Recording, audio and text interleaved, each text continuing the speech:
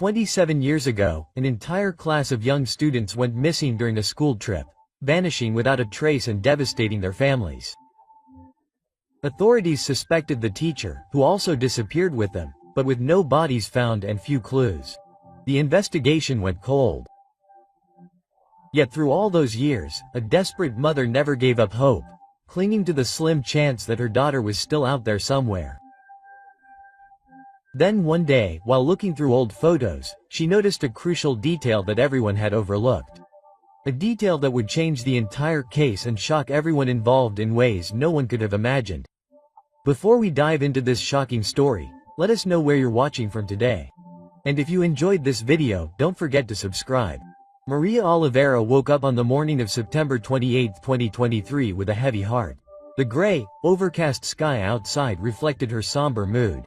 She had been preparing for this day, but even so, the pain and suffering were overwhelming. It had been exactly 27 years since her daughter, Anna, had gone missing. Slowly, Maria got out of bed and walked over to her dressing table. There, hanging on the mirror, was a close-up photo of Anna in her school uniform. Maria gently took the photo in her hands, her eyes filling with tears as she looked at her daughter's smiling face. "Oh Hannah," she whispered, her voice choked with emotion. But Maria quickly turned deep, bracing herself against the wave of sadness that threatened to engulf her. She had weathered the worst of times in the past 27 years and knew she had to stay strong. After washing her face and getting dressed, Maria checked her cell phone. There was a message from her best friend, Teresa Almeida. "You are not alone in this. We all still remember. If you need company, come over to my house anytime."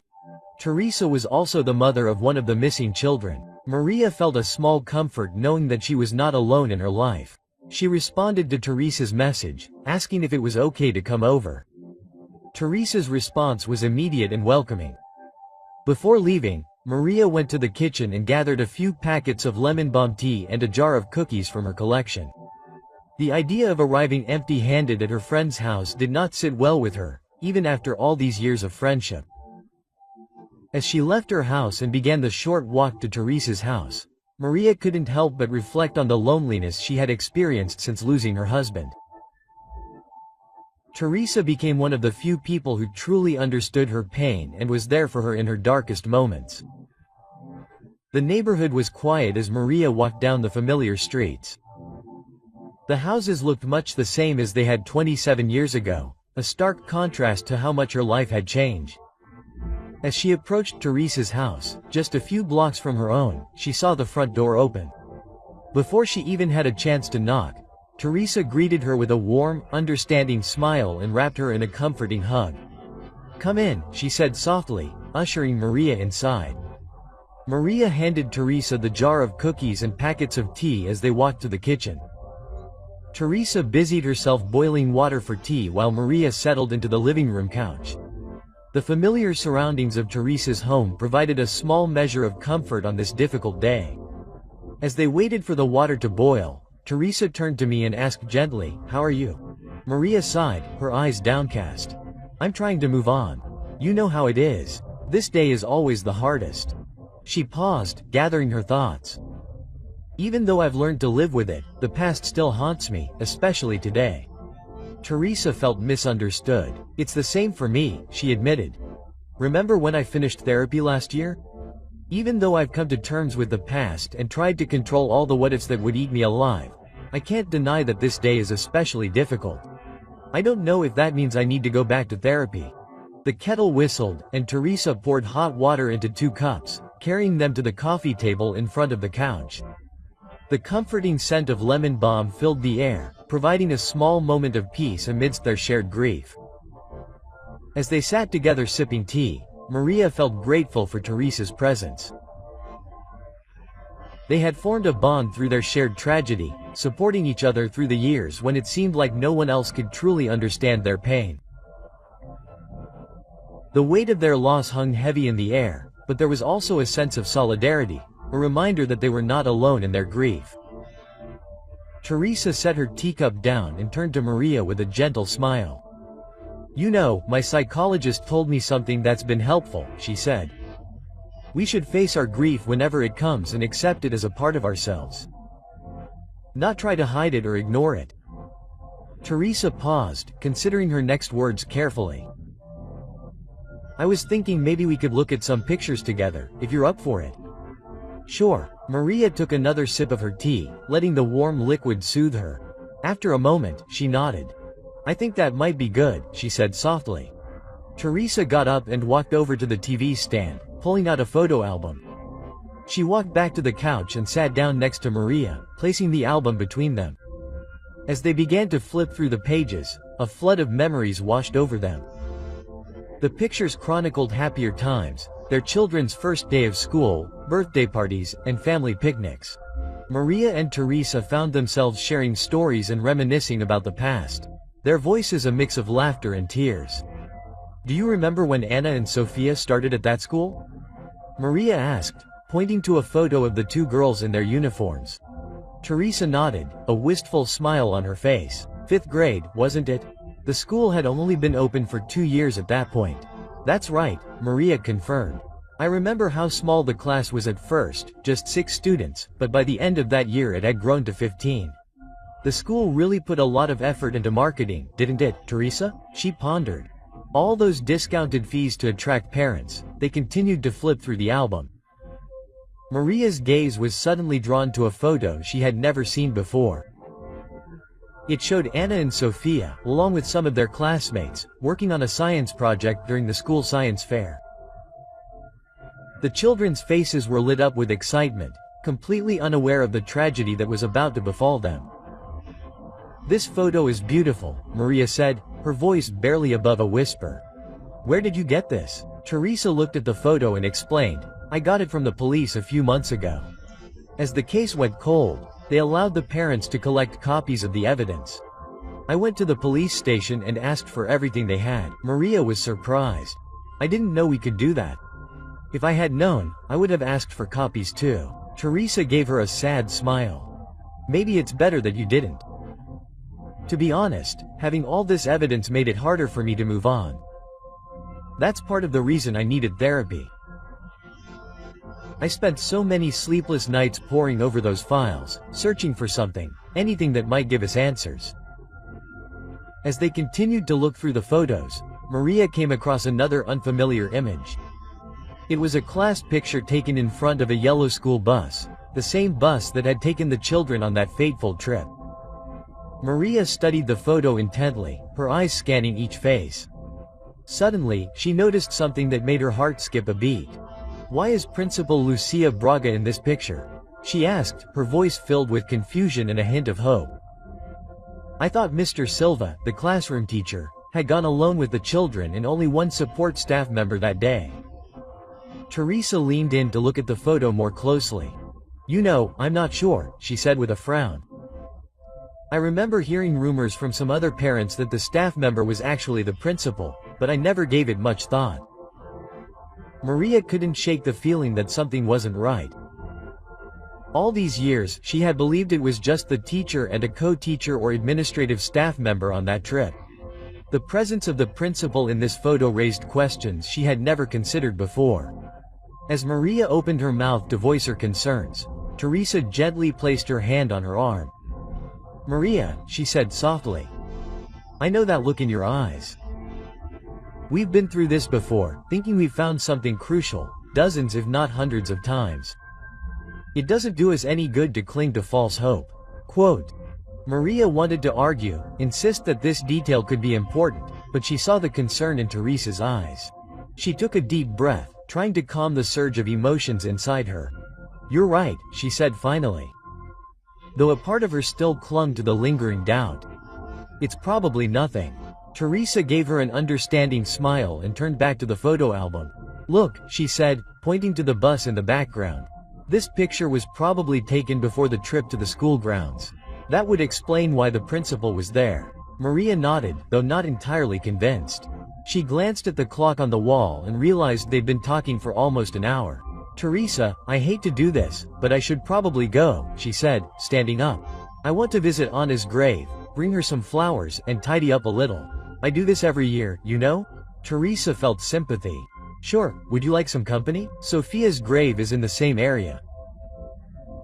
but she saw the hesitation in Teresa's eyes. "That's kind of you, but I know you'd rather go with Matthew later." "I'll be fine." As Maria prepared to leave, she stopped and turned to Teresa. "Is it okay if I take that picture with me? The one with the school bus?" Teresa seemed to consider it for a moment before feeling it.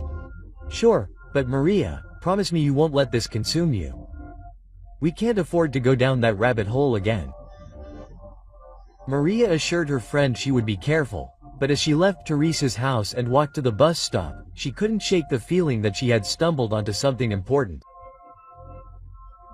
The image of Principal Lucia Braga, standing with the children before their fateful trip, burned into her mind a piece of the puzzle that didn't quite fit with the story she had been told for the past 27 years. As she waited for the bus that would take her into town to buy flowers from her favorite local florist, Maria found herself torn between the desire to find out the truth and the fear of reopening old wounds. The sky above her grew darker, threatening rain, as did the storm of emotions boiling inside her. She prayed silently that the rain would wait until she had finished her visit to the cemetery, allowing her this day to honor her daughter's memory in peace. Maria sat on the bus, lost in thought, as it wound its way through the familiar streets toward the city center. She held the photo in her hands, unable to tear her eyes away from the image of her daughter and her classmates frozen in time on that fateful day. The more she studied the photo, the more questions rose in her mind. Teresa's words echoed in her head, warning her not to cling to false hopes, but Maria couldn't shake the feeling that something wasn't right. Why did some parents believe the principal was on the trip, while others, like herself, were told it was just the teacher and a support staff member? She prided herself on being an active and involved parent, attending every meeting and gathering, even the school trials and hearings when the victim's parents sought justice in court. How could such a crucial detail have escaped her attention? Maria hesitated for a moment before reaching for her phone. She had the officer's personal number saved long ago, but she wasn't sure if he would still remember her or if he would even want to talk to her. The thought made her stomach churn, but she was determined to make the call anyway. She looked around the nearly empty bus. The worn seats were splattered with faint graffiti, and the dim fluorescent lights flickered every now and then. Outside, the neighborhood blurred by. Taking a deep breath, she dialed the number, pressing the phone tightly to her ear. The first ring went unanswered. She swallowed hard and tried again. Still nothing, just the mechanical buzz of a voicemail prompt. Maria's fingers hovered over the screen, debating whether to leave a message. What would she say? "Hello, it's been years, but I need your help. Do you remember me?" It sounded silly, desperate. She shook her head and ended the call without leaving a voicemail, tucking her phone back into her purse. The bus jolted slightly as it stopped at another stop. She glanced outside and suddenly felt a jolt of recognition. This was near the principal's house. The sight of the old neighborhood sent a chill through her. Memories she'd thought she'd buried flooded her mind. Without thinking it through, she stood up just as the bus doors were about to close. She pressed the buzzer and stepped off, apologizing to the driver as she got out. Standing on the sidewalk, Maria suddenly felt foolish. She had no idea if the principal was home or even if she still lived at the same address after all these years. She vaguely remembered the street, but she couldn't recall the exact house number. Checking the bus schedule at the bus stop, she saw that the next bus wouldn't arrive for another 20 minutes. Well, she muttered to herself, I might as well try while I'm here. Maria began walking down the street, her eyes scanning the houses for anything familiar. The neighborhood had changed over the years, with some homes renovated and others showing signs of age. After several minutes of walking, she found herself in front of a house that sparked a vague memory. She stopped on the sidewalk to study the property. The yard was well kept, with neatly trimmed hedges and colorful flower beds. A car was parked in the driveway, but she couldn't be sure if it belonged to Principal Braga or if she still lived there. As she hesitated on the sidewalk, Maria realized that she had never actually spoken to Principal Braga, outside of a few brief encounters. There was the day of the disappearance, when the principal offered her condolences, and once when Maria came with other parents to protest at her house. They had also exchanged words at the police station years ago, but beyond that, their interactions were minimal, despite living in the same neighborhood. Taking a deep breath, Maria walked up to the porch and knocked on the door. She waited, her heart pounding, but there was no answer from inside.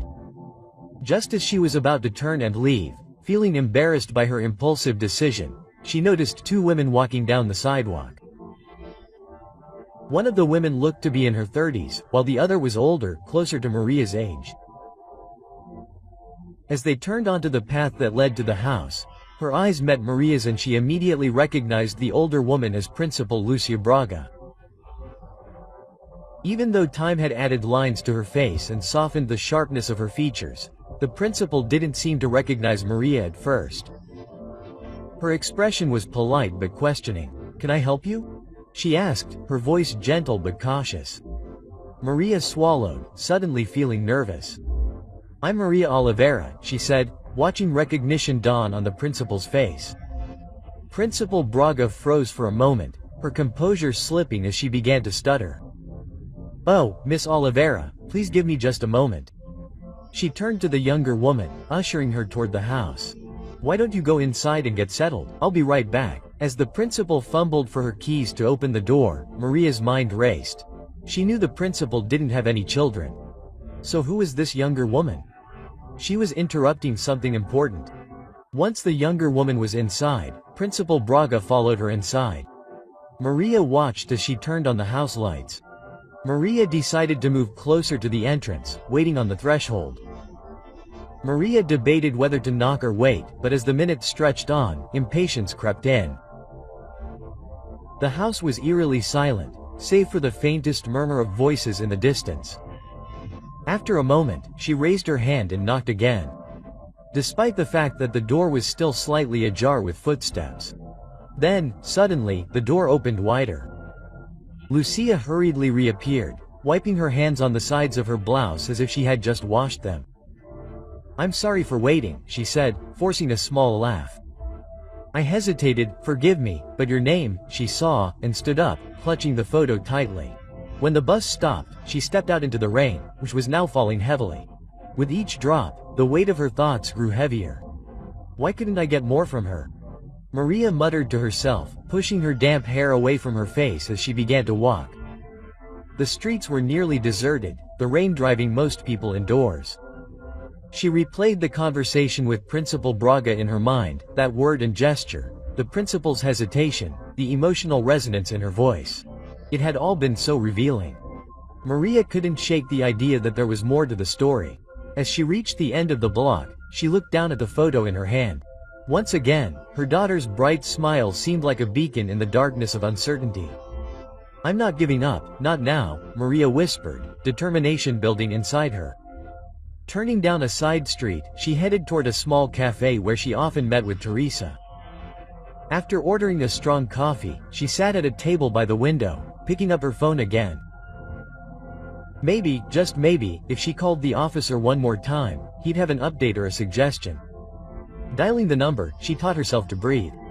On the third ring, the officer's voice came through, familiar but heavy with the weight of the past. "Hello?" he answered. "Hello, it's Maria Oliveira," she said, a hint of urgency in her voice. "I'd been wondering if there was any update on my daughter's case." "I'm sorry, Ms. Oliveira. I don't have anything new at the moment," he replied, his tone friendly but firm. "But I assure you, we're still following leads and reviewing old evidence." Maria felt a mix of frustration and hope. "I spoke to Director Braga today. She mentioned that she wasn't on the trip, but something about her hesitation felt off. I just can't shake this feeling that there's more to it." After a brief pause, the officer spoke. "It's not uncommon to remember things differently after so much time has passed. It might be worth revisiting some of those who were there that day. Old memories can resurface in unexpected ways." Maria considered his words. "You're suggesting that I contact Mr. Silva?" "Yes, if you feel comfortable doing so. Sometimes a fresh perspective can bring clarity. Just remember to approach this with caution."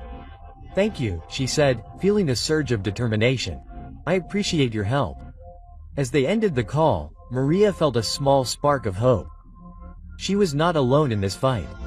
She had the power to seek the truth, even if it took time. Finishing her coffee, she wiped away her tears, knowing the journey was far from over. But finished seeing this through, with renewed strength, she gathered her things and headed back out into the rain, the photo clutched tightly in her hand, a promise to find the truth for her daughter. She saw it and disembarked, stepping out into the light drizzle. The flower shop was just down the street, its colorful display of flowers a stark contrast to the gray day. As she approached, Maria paused under the awning of a nearby store, waiting for the rain to ease. There on the wait, she hesitated, debating whether she should call again. Would it make a difference? After her conversation with the principal, she doubted she would get anything new. The officer would probably just repeat what she had already heard. With a silent sigh, she shoved her phone back into her purse. Maybe Teresa was right. Maybe she was just reopening old wounds for nothing. But no matter how hard she tried to push it away, the image of the young woman in Principal Braga's house and the principal's nervous demeanor continued to bother her. Something about this didn't feel right. Deciding she had waited long enough, Maria took a deep breath and ran to the flower shop, holding her purse over her head like a makeshift umbrella. The cold rain clung to her skin, seeping into the fabric of her clothes, but she barely noticed. She only needed to cross the street. Getting a little wet wouldn't matter. Reaching the shop, she opened the door and the soft sound of the bell overhead announced her arrival. The change from the cold rain to the warm, fragrant air inside was immediate.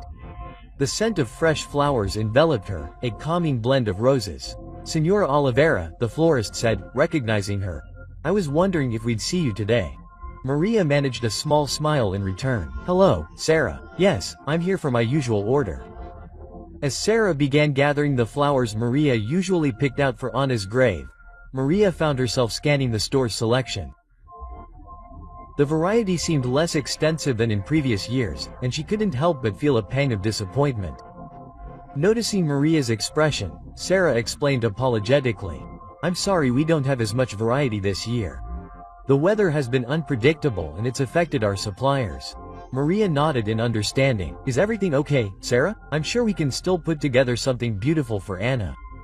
As Sarah continued to gather flowers, the bell above the door rang again. Maria turned to see Teresa and her husband, Matthew, entering the store. Their eyes met, and for a moment Maria saw surprise and then concern flash across Teresa's face. "Maria," Teresa said, approaching her friend. "I thought you would have gone to the flower shop earlier. Is everything okay?" Maria hesitated, unsure of how much to share about her impromptu visit to Principal Braga's house. "I got a little distracted," she finally said. "But it's good to see you both again." Mateus shook Maria's hand warmly. "It's good to see you too, Maria. How are you?" Before Maria could respond, Sarah returned with an armful of flowers. "Here's Mrs. Oliveira. I'd like to arrange them yourself, as usual." Maria nodded gratefully for the distraction. "Yes, thank you, Sarah, I'll do that." While Maria began arranging the flowers, carefully selecting each stem and placing it carefully, Teresa and Mateus chose their own bouquet for Sophia's grave. The shop was silent, except for the soft rustling of paper and the occasional murmur of conversation between the couple. Maria found herself lost in thought as she worked. Her hands moved almost of their own accord as she created a beautiful arrangement. The familiar task was calming, allowing her mind to wander back to her encounter with Principal Braga. Should she tell Teresa about this? Would her friend understand her suspicions? Or would she think Maria was clinging to unfounded hopes again? As she finished tying a ribbon around the bouquet, Maria looked up to see Teresa watching her with a mixture of affection and concern. "This is beautiful, Maria," Teresa said softly. "Anna would have loved it." Maria felt tears prick her eyes at the mention of her daughter's name. "Thank you," she managed. "I hope so." The three of them walked to the counter to pay for the flowers. As Sarah wrapped Teresa's bouquet, Maria found herself studying her friend's face. There was a sadness there, a weight of grief that Maria recognized all too well, but there was also a calm, a sense of acceptance that Maria envied. "Teresa," Maria said suddenly, her voice low. "There's something I need to tell you about today." Teresa turned to her, curiosity mixed with concern in her eyes. "What is it, Maria?" Maria took a deep breath, steeling herself. "After I left your house, I went to see Principal Braga." Teresa's eyes widened in surprise. "You went? What? Why?" Before Maria could explain, Sarah handed her their wrapped bouquets. Here you go, ladies. I hope this brings you some comfort today. Maria and Teresa thanked her, and as they turned to leave the store, Maria could feel the weight of Teresa's questioning gaze. She knew she owed her friend an explanation, but she wasn't sure how to put her suspicions into words without sounding like she was chasing ghosts. As they stepped out onto the sidewalk, the rain had finally stopped, leaving behind a fresh, clean scent in the air. Mateus suggested that they all go to the cemetery together, and Maria found herself nodding in agreement. As they walked toward Mateus's car, Maria knew she had to share what she had learned, or what she thought she had learned, from Teresa, but as she held her bouquet of flowers, a small part of her wondered if she was ready to face the potential consequences of digging up the past. Once again, as they settled into Mateus's car, the air was thick with unspoken questions. Teresa turned in her seat to face Maria, her expression a mix of concern and curiosity. "Maria," she began softly, "why did you go to see Principal Braga? What were you hoping to find?" Maria took a deep breath, holding the bouquet of flowers in her lap. She knew she had to choose her words carefully. "I couldn't shake the feeling that something wasn't right about that class photo. Here's the school bus." Teresa's brow furrowed. "Here, we looked at it before. What about it?" "I asked her about it and she said it was taken at school before the trip. But Teresa, at first, she said it was during. Then she quickly corrected herself and said it was before. Don't you think that's strange?" "It seemed like she was hiding something," Maria explained, her voice growing more animated, the weight of suspicion pressing harder on her chest. Matthew glanced at Maria in the rearview mirror, his expression neutral. "Maria, it's been 27 years. Memory can play tricks on us, especially with such a traumatic event." Maria nodded, acknowledging her point. I know, but there was something else. When I got to her house, there was a young woman there, someone I'd never seen before. And the principal, she seemed nervous, like she didn't want this woman to know what we were talking about." Teresa and Matthew exchanged a look that Maria couldn't decipher. After a moment of silence, Teresa spoke, her voice gentle but firm. "Maria, I understand the need to find answers. Believe me, I do. But we've been down this road before. Remember 3 years ago when you thought you'd found a connection between the bus driver and that cold case in Oregon?" Maria felt a flush of embarrassment at the memory. She'd spent weeks convinced she'd discovered a vital clue, only to have it lead nowhere. "This is different," she insisted, though a small part of her wondered if she was trying to convince herself as much as her friends. The car was silent as they drove through the familiar streets toward the cemetery. Maria stared out the window, watching the city give way to more rural surroundings. The sky was lightening. Patches of blue appeared between the clouds as they approached the cemetery gates. Matthew broke the silence. "Maria, we care about you. We don't want to see you hurt again because of false hope." Maria nodded, feeling a lump form in her throat. "I know," she said softly. "I just can't control the feelings. Anna and Sophia and everyone else deserve more than just acceptance. They deserve the truth." Teresa stood back and squeezed Maria's hand. "They do," she agreed. "But sometimes the truth is that we may never know everything, and that's something we have to learn to live with." As Matthew parked the car, Maria felt a mix of emotions wash over her. The familiar sadness, the lingering hope, and now a new sense of determination. She knew her friends meant well, but she couldn't shake the feeling that her encounter with Principal Braga had opened a door that had been closed for far too long. They stepped out into the cool, damp air, the scent of freshly turned earth lingering as they walked through the cemetery. The rain had stopped, leaving behind a hushed, almost eerie stillness. Their footsteps were muffled by the soft ground as they walked toward Anna and Sophia's graves, close together, though not side by side, but still close enough that Teresa and Maria had arranged them together, a small comfort in their shared grief. Maria approached Anna's grave first, her heart heavy as she knelt, placing the bouquet of flowers gently at its base. The petals, still fresh with the morning dew, added a small burst of gray color. She ran her fingers over the name on the headstone, tracing each letter as if she were memorizing it all over again. It always tore at her heart that this headstone marked an empty grave. No body beneath it, no real closure. They needed a place to direct their grief, a tangible place to visit, but the absence of Anna's remains haunted her. This stone monument was both a comfort and a cruel reminder of all they didn't know. With a quiet sigh, she reached into her bag, pulling out the worn photo. She held it, studying her daughter's face, her fingers absently brushing the image. The ache in her chest deepened as memories flooded back. Anna's laughter, the way she used to tug at her sleeve when she wanted attention.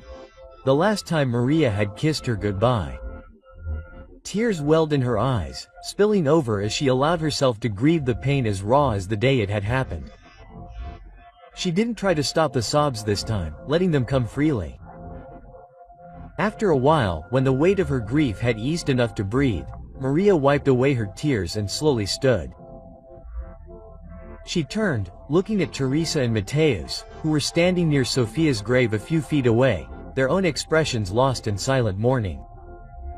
Maria took a deep breath and stepped forward, ready to join them. But just as Maria was about to approach Teresa, something caught her eye. Maria stopped in her tracks. In the distance, near the plot where most of the school's children were buried, she saw a familiar figure. It was the young woman from Principal Braga's house. She wasn't just passing by, she was standing there, staring at a tombstone, her hands clasped together, as if in silent contemplation. Maria's pulse quickened. Was it just a coincidence, or was there something more? Putting her grief aside for a moment, Maria observed the woman. She was inside the cemetery section, where most of the school's missing children were buried. Many families had chosen this cemetery. It was the only suitable cemetery not far away. Maria's heart began to race. Without a second thought, she turned in the other direction. Patting Teresa gently on the arm, she murmured, "I'll be right back." Her voice was barely above a whisper.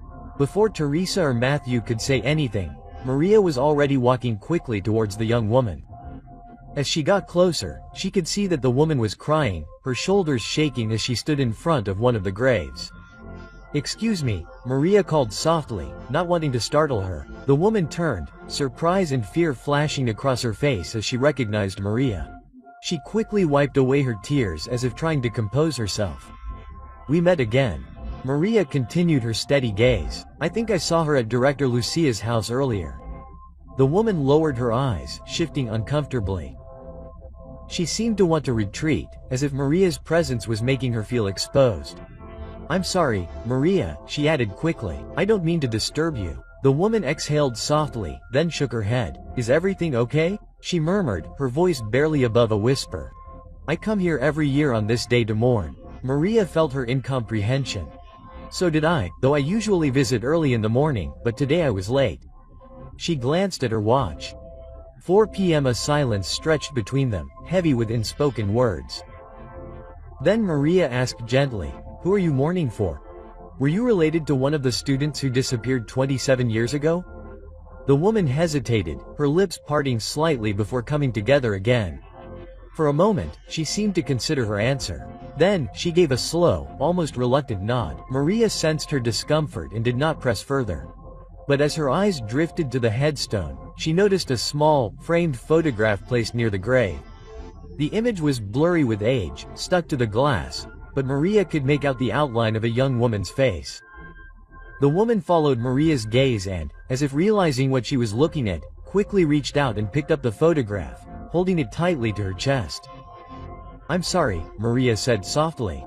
"I didn't mean to invade your privacy."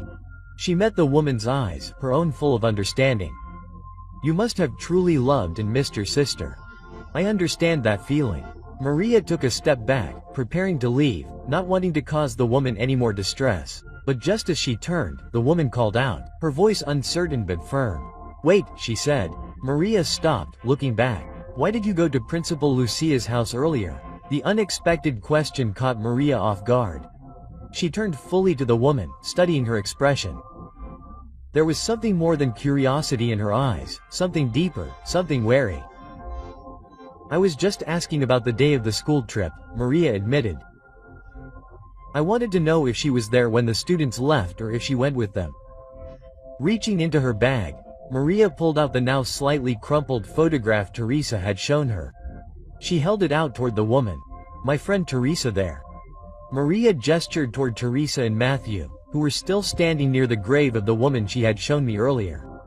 I had never seen it before and it confused me. I didn't remember Principal Lucia being there that day. The woman stared at the photo, her grip tightening on her own framed photograph. Maria sighed, shaking her head slightly. Principal Lucia confirmed that this photo had been taken in the school parking lot before the trip, but she paused. Unsure how to finish the thought, the woman stared at the photograph, her expression changing as she took in the children's faces. A laugh escaped her lips, soft but full of sadness. But then, as her gaze lingered on one face in particular, tears streamed down her cheeks. The words came out in a hushed whisper, tinged with affection and anguish. Anna was such an idiot. Her tone wasn't hateful. Instead, it held a sweet, bitter warmth that tugged at Maria's heart. Maria's ears perked up at the name. "Did you know Anna?" she asked, unable to hide the urgency in her voice. The woman sounded surprised, as if she hadn't expected anyone to catch her words. She handed the class photo back to Maria, her hands shaking slightly. "I'm Anna's mother," Maria said. Her voice was steady despite the swirling emotions inside her. "Do you know anything about Anna?" The woman froze, her posture suddenly defensive, as if Maria had cornered her. Confusion washed over Maria as she noticed the woman's eyes move to the framed photograph she still held against her chest. The resemblance between the woman and the girl in the frame was striking, and it sent a shiver down Maria's spine. "Who are you?" Maria asked slowly, her tone measured. "Are you that girl?" She pointed at the photo, her heart racing. The woman's response was immediate and vehement. "No," she cried, but the fear in her voice suggested otherwise, as if she were trying to mask a deeper truth. "Is everything okay?" Maria said softly, stepping closer. "You don't need to be afraid. You're one of the survivors." The woman shook her head quickly, panic flashing in her eyes, but the suddenness of her denial only reinforced Maria's suspicions. It felt like another lie. "I think you're mistaken." "That's not me," the woman insisted, but Maria could see the conflict in your gaze. "No," Maria replied, her voice firm but compassionate. "You know it's you. It's 100% you." The woman's shoulders slumped and she looked defeated. "Don't you want to know who I am?" she murmured. Her voice barely above a whisper. "It's better for everyone involved." "Please, Maria," she begged, desperation creeping into her words. "For all these years, I've never been able to understand my daughter's disappearance. It's been eating me alive. I come here every year to honor her, and after a few months, the pain in my heart lessens. But then this day comes and it's like the devil's cycle, an endless torment in my soul." Tears welled in her eyes as she approached, her heart aching for answers. "If you know anything, please tell me." The woman's eyes flickered with emotion and Maria continued, her voice growing firmer. "Why were you at Principal Lucia's house earlier? You can't be her daughter." "I know Lucia doesn't have a daughter." The question hung in the air, heavy with unspoken implications. The woman's breath caught in her throat, and for a moment it felt like the world had stopped. Both of them caught in a web of secrets and unspeakable truths. After a heavy pause, the woman finally gave in, her voice barely above a whisper. "You're right. I am one of the missing students, a survivor." Maria's heart raced, disbelief washing over her. "What?" she gasped, struggling to process the weight of Anna's words. Who? But when the woman confirmed, "My name is Andrea Waker," recognition flooded Maria. Andrea's name had been engraved on the headstone she had seen during countless visits. A haunting reminder of the tragedy. "You were on my daughter's," Maria murmured, trying to control her reaction. "Did your family know you were alive?" Andrea shook her head, her expression heavy with pain. "That's not why I come to the grave later in the day. My parents always come in the morning."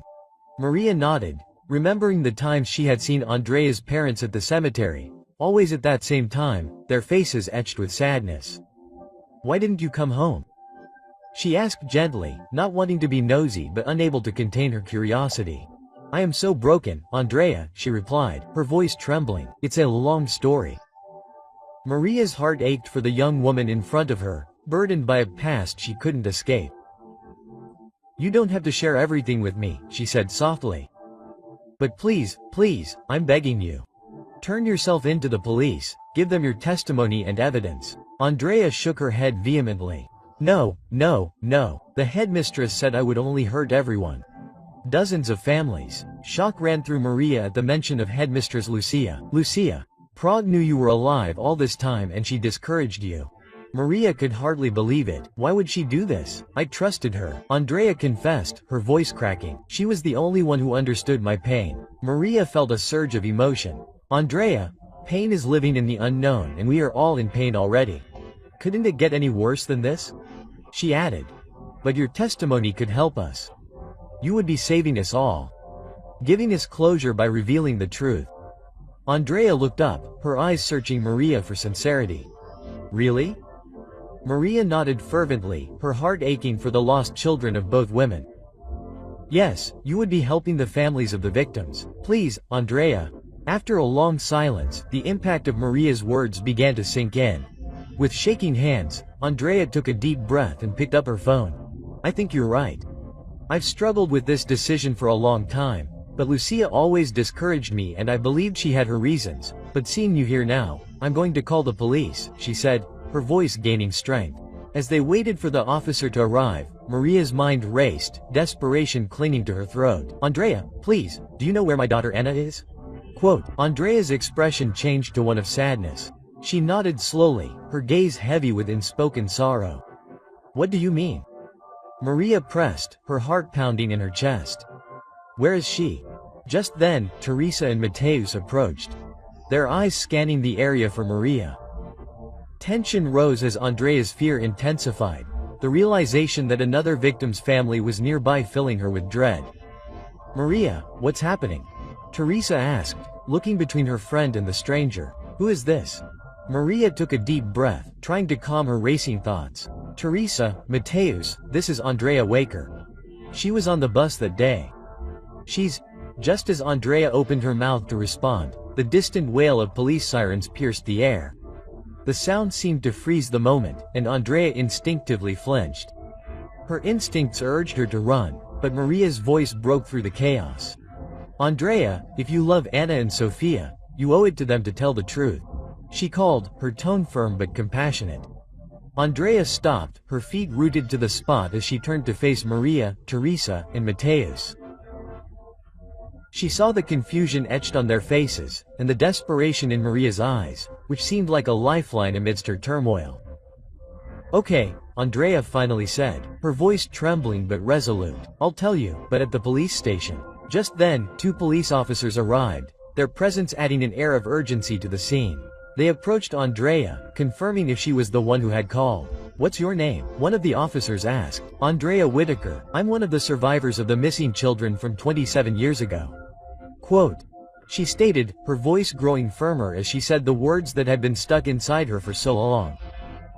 The officers exchanged glances before one of them radioed the police station, requesting a system check on her behalf. As they waited for confirmation, the officers turned to the small group gathered at the cemetery. We need everyone to come with us to the police station. We can't have any disturbances here. Quote, an officer said firmly. Andrea's face pale but determined, and she followed the officers to their patrol car. Maria walked alongside Teresa and Matthew as they headed to their own car, adrenaline coursing through her veins. Once inside, Maria couldn't contain herself. You won't believe what just happened, she began, her voice shaking with disbelief. She'd told Teresa and Matthew everything. The revelation about Andrea, the warden's knowledge of a survivor, and how it all felt like a sinister puzzle with missing pieces. Matthew frowned, frowning. This is all so strange. Why would the warden keep something like this from us? I don't know, Maria admitted, but it seems like there's something deeper at play. Whatever truth Andrea holds, it must be significant enough to put Lucia in danger. As they reached the police station, the trio walked inside, the atmosphere tense with uncertainty. Maria spotted Officer Jensen, the same officer she'd tried to contact earlier. He looked up from his paperwork and immediately approached him. I'm sorry I didn't answer your call sooner. I was tied up with an urgent case, he explained, his voice apologetic. Maria sensed a mix of frustration and urgency. Officer, you need to take this seriously. Andrea has confessed that she's a survivor. She was finally ready to talk, she insisted, her heart racing. "If this is true, we will reopen the case," Officer Jensen replied, his posture shifting to one of focus. He motioned for Andrea to follow him into an interview room, leaving Maria, Teresa, and Mateus waiting anxiously in the sterile waiting area.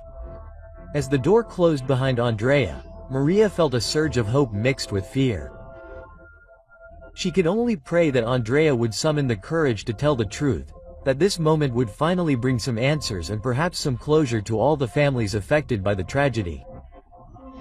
Not long after, Andrea was led into the interview room. Maria, Teresa and Mateus began to notice movement throughout the station. Officers shifted, their voices rising in urgency as they received orders. The air was thick with anticipation as they heard commands being shouted. A unit had been dispatched to Director Lucia's home with an arrest warrant. Hope flickered in Maria's chest and she exchanged glances with Teresa and Mateus. This was it. Andrea must have shared everything she knew with the officers. Just then, the shrill sound of police sirens cut through the air. As the unit drove off, the tension in the room was palpable. Less than an hour later, anticipation turned to reality as the officers returned, leading a handcuffed Director Lucia into the police station. She walked with her head down, the weight of her circumstances evident in her slumped shoulders. "I'm sorry," she murmured as her eyes met those of Maria, Teresa, and Mateus. Her voice was barely above a whisper, but the officers pushed her forward with unwavering authority, guiding her toward the booking area. Hours dragged by as Maria, Teresa, and Mateus sat in anxious silence, each lost in their own thoughts about what had just happened. Then they saw a police officer enter the room, where Andrea was being questioned. Maria leaned in close, straining to catch snippets of the muffled conversation. She heard the officer mention something about Lucia Braga's statement being ready and that she had confessed the whole truth. Before long, the officer emerged from the room and called Maria, Teresa, and Mateus to join him. Their hearts raced as they followed him into the interrogation room where Andrea sat. Her expression a mix of relief and apprehension. Inside, the atmosphere seemed charged with urgency. The officer wasted no time in laying out the details of the case. Principal Braga confessed during her interrogation. He began, his voice firm but somber. She was the one who organized the entire class trip. She framed the teacher Mr. Silva to take the blame for what happened.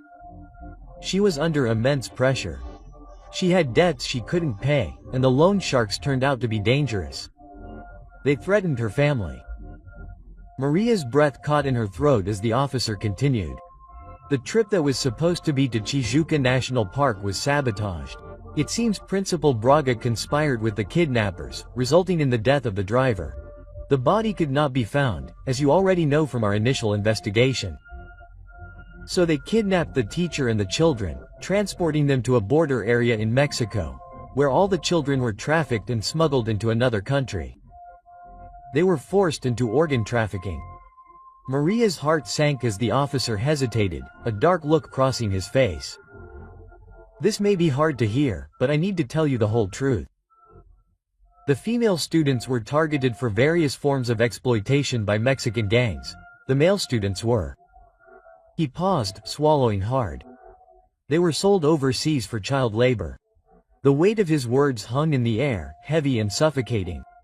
Maria felt her stomach twist into knots as the horrific reality of the situation sank in. She looked at Teresa and Matthew, who looked equally stunned, their faces pale as they processed the horrific revelations. Andrea sat in the room, her eyes cast downward, when she suddenly spoke to Maria and Teresa. "I was the only one who made it out alive," she whispered, her voice shaking with the weight of the memories. 12 years ago, I had managed to escape the man who had bought me and forced me into exploitation. Even after I escaped, I was too traumatized and mentally broken to face my parents." Her gaze flickered to Maria and Mateus, a mixture of shame and pain etched across her face. "It was with that I had somehow connected with Principal Braga. She had helped me build a new life, paid for my apartment and covered my living expenses. But in return I could not tell anyone the truth. She said it would only increase the anguish of the victims' families." Maria's heart raced as she processed Andrea's words. She could not understand the emotional manipulation that had kept Andrea silent for so long. What about the other children? Did anyone else survive? My Anna? She asked. Desperation crept into her tone. Andrea shook her head slowly, her voice barely above a whisper. I honestly don't know about the others. We were mostly separated, but I remember Anna. And Sophia didn't make it. Anna, she died the day of the kidnapping from an overdose they gave her. Sophia was next. They didn't get the dosage right for her either. At those words, Maria and Teresa broke down in tears, their grief crashing over them like a tidal wave. Andrea felt a pang of guilt, her heart aching for the pain she had unintentionally awakened.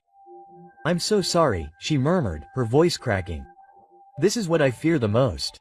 Director Lucia was right, but Maria, wiping away her tears, shook her head firmly. You did the right thing, Andrea. This is painful, yes. But we finally have closure. We can start healing now. The police, having listened intently, spoke. With this new evidence, we can reopen the case. Thanks to you, Andrea, we may be able to locate some of the other students. Maria felt her heart race. What happens now? She asked, her voice barely above a whisper. We are reopening the case immediately. We are in the process of filing charges against Lucia Braga and have already contacted the authorities in Mexico to pursue this new information.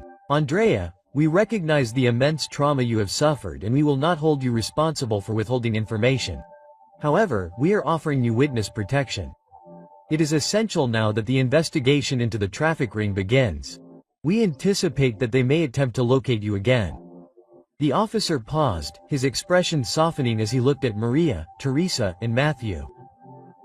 I know this must be incredibly difficult for you, having hope rekindled after all these years. He trailed off, unable to find the right words. Maria nodded, feeling tears well up in her eyes. At least now we know, she said softly. After all these years, we finally know what happened to our children. The families of the other victims deserve to know about this, too. Quote, the police assured everyone that they would be contacting the families of the other victims now that the case was being reopened. As they prepared to leave the police station, Andrea emerged from the interrogation room. She looked exhausted, her face pale and drawn, but there was a lightness about her that hadn't been there before, as if a great weight had been lifted from her shoulders. Thank you, she said to Maria, her voice thick with emotion, for believing in me, for helping me find the courage to come forward. Maria hugged her, feeling a connection to this young woman who had survived unimaginable horrors. Thank you for telling the truth, she whispered. You gave us all a chance for closure. As Maria Teresa and Mateus walked out of the police station into the fading light of day, she felt a strange mix of emotions. There was sadness, of course.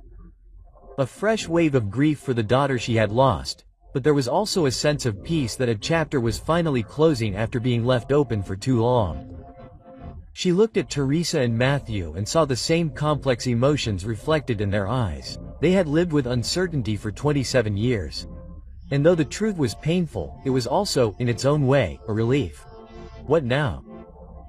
Teresa asked softly as they stood in the parking lot, the weight of the day's events weighing heavily on them. Maria took a deep breath, looking up at the sky, where the first stars were beginning to appear. Now she said, her voice steady, we honor the memory of our children by ensuring that justice is served. And we help Andrea build a new life, the life that had been denied her for so long.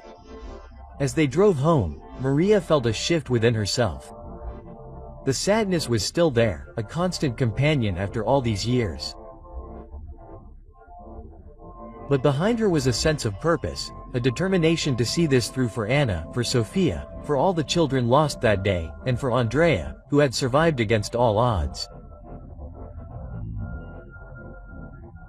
Maria silently vowed to keep fighting until the full truth was known and those responsible were held accountable. The road ahead would be long and, no doubt, painful. But for the first time in 27 years, Maria felt that she was finally on the path to answers and perhaps eventually to a kind of peace that she had thought was forever out of reach. The next morning, newspaper headlines were filled with a shocking revelation. Truth revealed after 27 years. Headmistress confesses involvement in children's disappearance. The entire city was in shock, and the story quickly spread across the country. Relatives of all the victims contacted the police demanding justice. The case, now reopened, became a top priority for the authorities. With Lucia Braga's confession and Andrea Waker's courageous testimony, investigators began an exhaustive search to track down the missing children and the human trafficking ring. The principal was arrested on multiple charges, including kidnapping, human trafficking, and murder. Lucia, feeling the weight of her sins, attempted suicide in prison, but was saved in time. Now, bitter and remorseful, she is cooperating with authorities in exchange for a lesser sentence. Meanwhile, Andrea was granted witness protection and transferred to a safe place, where she could finally begin to rebuild her life. Maria Teresa and Mateus became her staunchest supporters, offering her friendship, love, and the encouragement she needed to face her past and embrace her future. After months of intensive searching, authorities were able to dismantle parts of the human trafficking ring and rescue some of the victims who were still alive. Although many were never found, the families received at least some closure, knowing what happened to their loved ones. At trial, Principal Lucia Braga was found guilty of all crimes and sentenced to life in prison without the possibility of parole. The trial brought relief to the victims' families. But Maria continued her quest for justice, using her story and experience to raise awareness about human trafficking and advocate for victims' rights.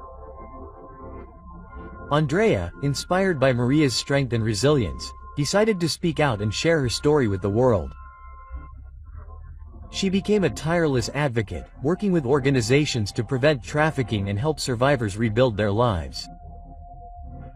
Over time, Maria found a measure of peace, knowing that her daughter would not be forgotten and that her memory would inspire others to fight for justice and hope.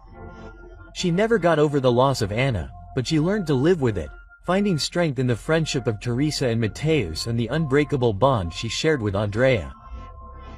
And so, the story of the missing children became one of resilience, hope, and the enduring power of love. It served as a reminder to never give up, even in the face of seemingly insurmountable adversity, and that even in the darkest hours, the truth will always prevail.